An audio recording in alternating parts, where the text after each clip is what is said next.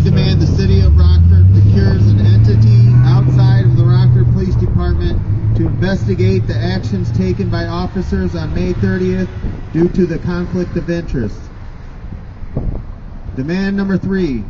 We demand the inherent biased findings of the Rockford Police Department investigation and the findings of the investigation done by an outside source be released in full without redaction to the public.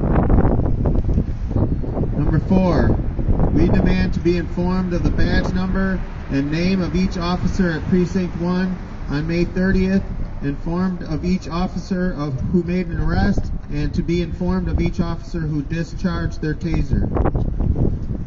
Demand number 5. We demand all elected officials in the City of Rockford condemn the actions taken by the Rockford Police Department on May 30th and also condemns the lack of results the investigation into the conduct of RPD on May 30th has yielded.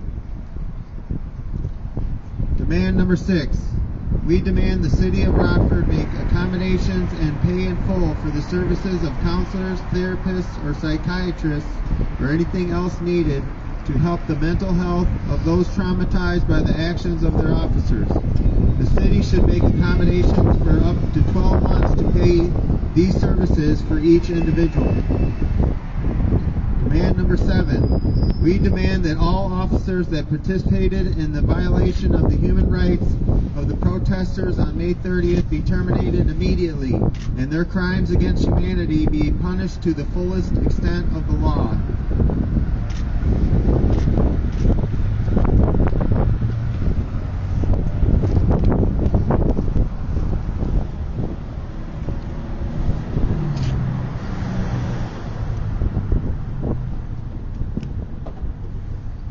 The demands from City Market 2020. We demand all charges in connection to the City Market protest be dropped immediately without contingency on any deal or agreement by the wrongfully accused parties. Demand 2. We demand an investigation into the violation of human rights in connection with the City Market protest by the Rockford Police Department, Winnebago County Sheriff's Office, Rockford Park District, Metro Enforcement Agency, and any other agencies involved. Demand 3.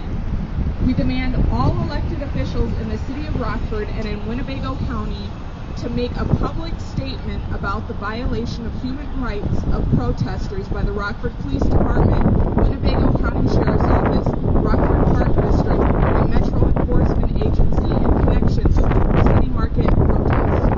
Demand 4.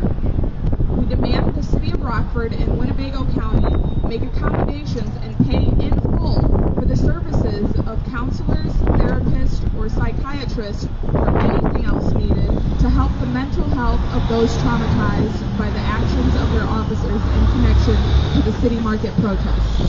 The city should make accommodations for up to 12 months to pay these services to each individual. Demand 5. We demand that the Winnebago County Sheriff's Office return all personal property, included but not limited to cell phones, speakers, and 20 megaphones to the people who were arrested at the City Market protest. Demand 6.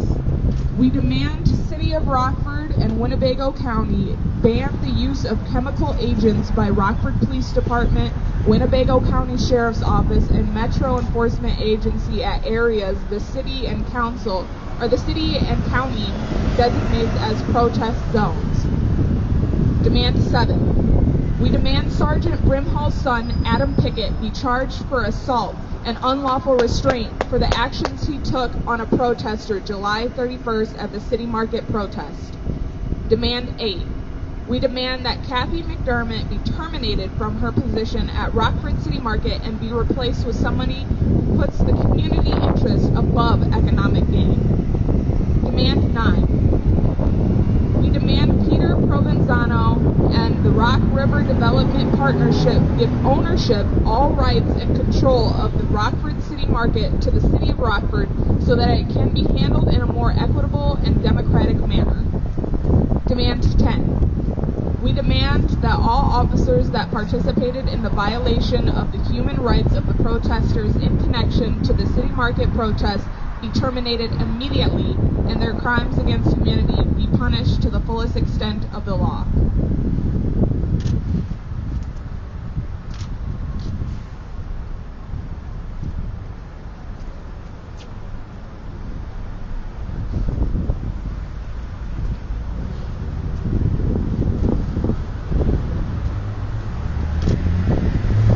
On October 3rd, 2020, a protest began in the form of an occupation outside of Rockford City Hall after Tyrus Jones, an unarmed black man, was shot in the back by Rockford Police Department officer Dominic McNeese on October 2nd, 2020, on South Main and Harrison. The original demands of the protesters organizing the demonstration were as read. Number one, a press conference from Rockford Mayor Tom McNamara. And number two, in said press conference, Tom McNamara spoke on the shooting of Tyrus Jones and the ongoing police terrorism that took place in the spring and the summer in Rockford, Illinois. Demand number three, Mayor Tom McNamara answered questions from the media and the community at said press conference. The mayor instead released a Facebook post 2 days after the shooting in which he never even stated the name of the victim he was referring to in his statement. On October 5th, 2 of the protesters participating in the occupation were assaulted at the hands of the Rockford Police Department in the process of 6 people being ultimately arrested. Since the demands the protesters put forward were never met, the occupation has continued. For the last 180 days, protesters have continuously occupied City Hall. While doing so, Rockford Police Department officers have harassed, followed, and threatened citizens. They have torn down structures being used to house protesters in the deadly cold weather. They have stolen blankets, books, megaphones, hand warmers, food, and clothes from protesters in the middle of the night. The city officials of Rockford who work inside of City Hall have engaged in racist microaggressions throughout the entirety of the occupation, primarily executed in the form of white people weaponizing police on people of color. These are the new demands from the victims of Occupy City Hall. Demand number one. We demand all charges in connection to the occupation at City Hall be dropped immediately without contingency on any deal or agreement by the wrongfully accused parties. Demand number two. We demand all ordinance violations, fines, and parking tickets issued by the City of Rockford in connection with the occupation at City Hall be dropped immediately without contingency on any deal or agreement by the wrongfully accused party. Demand number three. We demand the City of Rockford, Winnebago County State's Attorney, and the Rockford Police Department to release all video footage of arrests made in connection with the occupation at City Hall.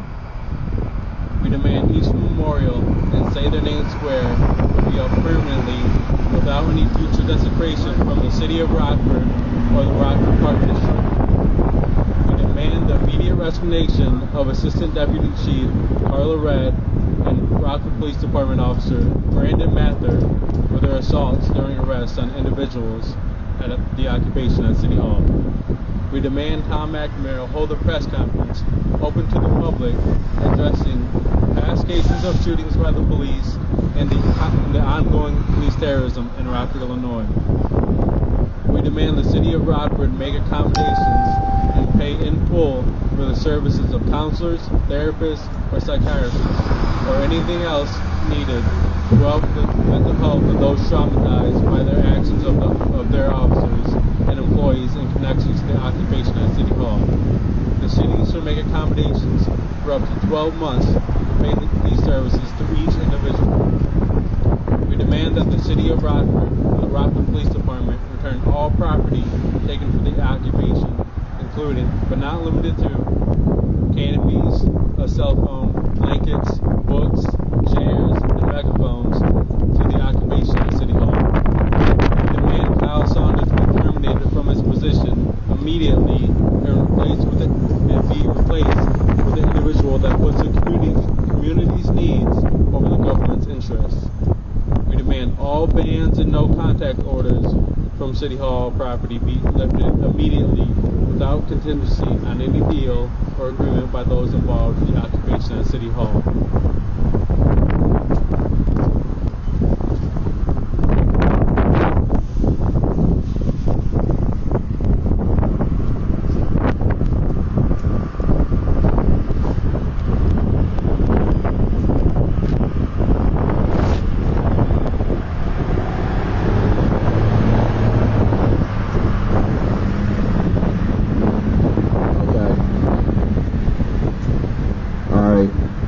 Take this mic off of here to speak real quick. I normally like to have something written before I come and speak, but there's times when I feel that it's necessary to try to speak plainly, and I feel like this is one of those times.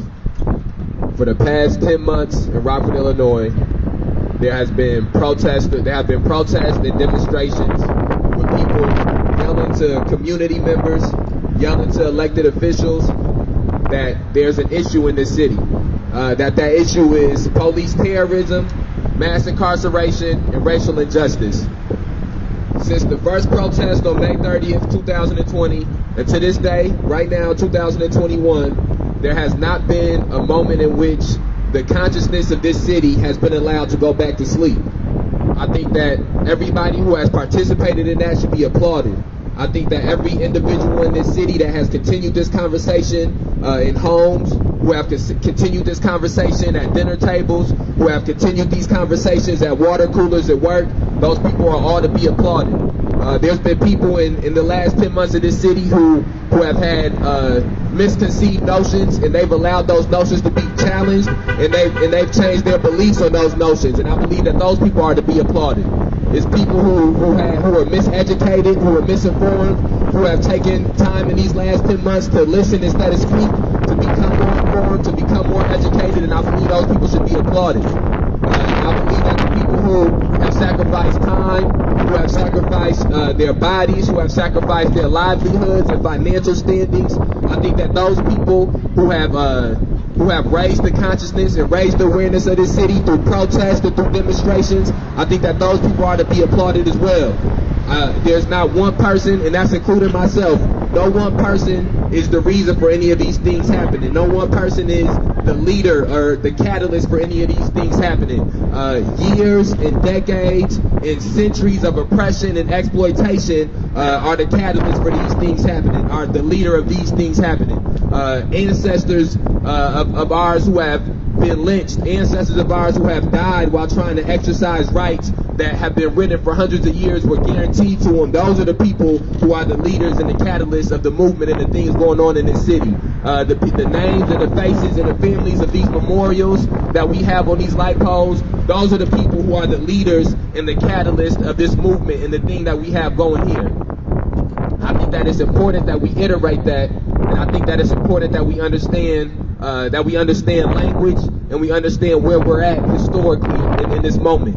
For the past 10 months, there has been times in which I have been used as a symbolic, or I have been seen as a symbol, or people have spoken to me as a symbol.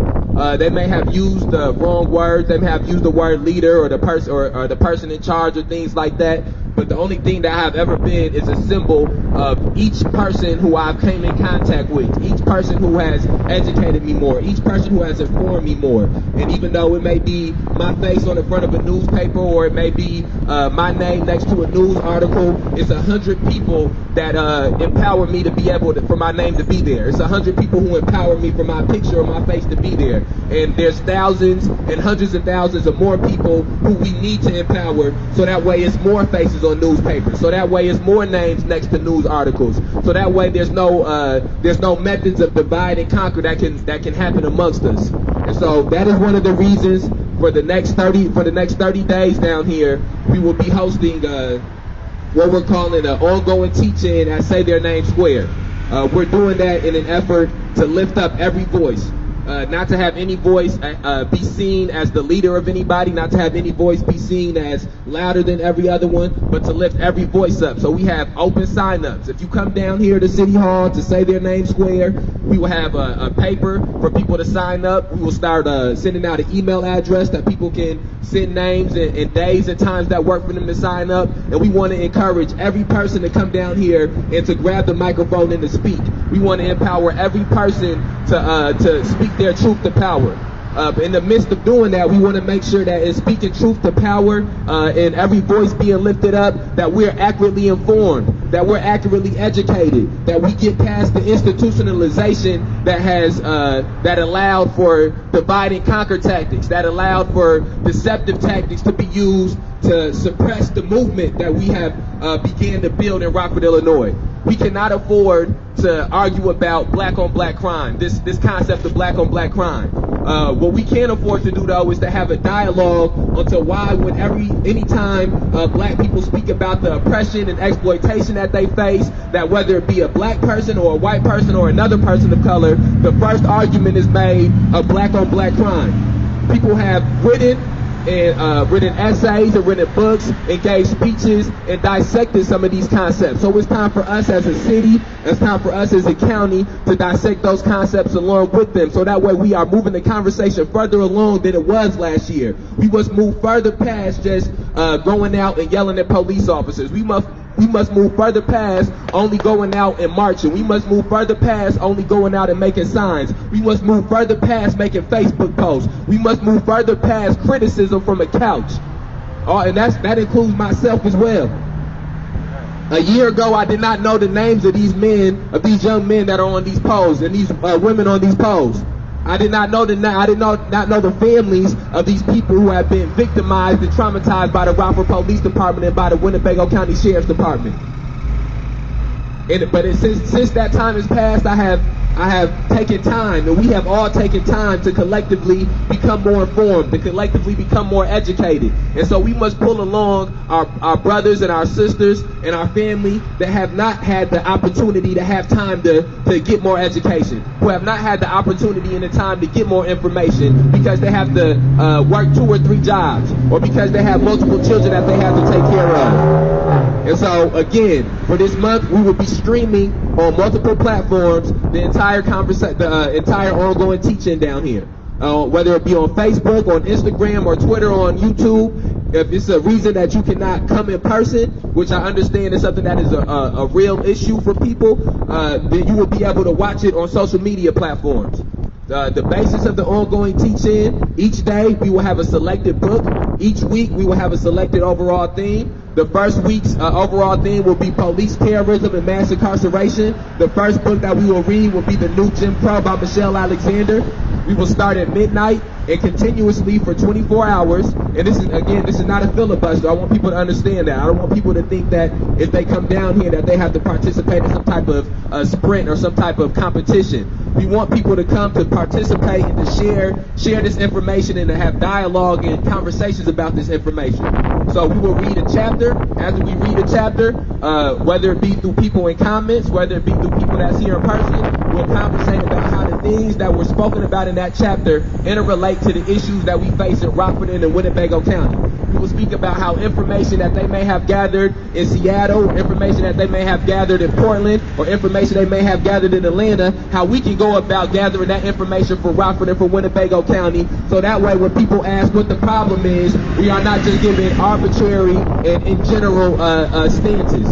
And we aren't just making these in general statistics. That way we can be empowered to find the statistics of Rockford. We can be empowered to find out how many people in Rockford have stop and frisk happening. We can find out how many people in Rockford have their possessions taken from them and are never returned. We can find out how much it would cost to house the folks in Rockford that get arrested and sit and put in jail and go through the criminal justice system regularly. How much would it cost to house them opposed to putting them through the criminal justice system? How much will it cost to help families, to help these young men that they're putting through the juvenile system as opposed to criminalizing them? in the midst of us doing those things, we want to film it, we want to document it, we want to write about it, so that way at the end of these 30 days, we have tangible proof of what we have learned. We have tangible proof of what we have talked about. And so that way, maybe somebody may only be able to participate in 4 of the 30 days. We make sure that we encapsulate the full 30 days, so when they have time to go back, they can go back and they can get educated. They can go back and they can get informed. There may be some people who, before they want to read or before they want to have conversations about these issues and dig into philosophies about these issues, maybe they do want to march first and they don't want to hear about reading right now. Maybe they do want to yell at police officers first and they don't want to hear about reading right now. But it's our job as a community, and it's our job collectively to make sure that we are putting the information and the education in the place in which they can grasp it and they can get it when they are ready for it. And so midnight tonight, we'll start with the ongoing teaching on Saturdays and Sundays, 9 a.m. to midnight. We'll have donuts down here. We'll have a free breakfast. In the entirety of the time that we have the breakfast going, we will still have the sign up here for people that want to participate in readings. We want everybody to feel encouraged to come and sign up. There's not any kind of requirements. There's not any kind of judgment. We want people to purchase these books at home and to read along. We want people who maybe have more of an economic advantage to purchase multiples of these books and bring them down here and leave them, and we can start a community library. And instead of just giving out arbitrary books to young men or trying to encourage young men to read books about basketball players or football players, we can give them books and information about the things that affect their day-to-day lives down here. And again, a lot of the more specifics of the information of the teaching can be found on the Facebook page, on the Instagram page, and on the Twitter page. One of the things I wanted to get up here right now too is to speak to the necessity of us educating ourselves and arming ourselves with education, arming ourselves with information, arming ourselves with understanding. So that way we are not just going into the field of battle and only using one weapon. So that way when they go out and they tell you that you should vote and they scream vote, you know what to ask the people that you're supposed to be voting for. So that way when you want to tell somebody why you don't believe in voting or why you don't want to vote, you can accurately articulate that information too. When somebody asks you why you're protesting or why you're demonstrating, you want people to be able to accurately articulate the reasons that we are out here. We want people to all be able to speak truth to power, but we want people to be able to speak truth to power honestly and genuinely and from an informed standpoint. All right, we outside.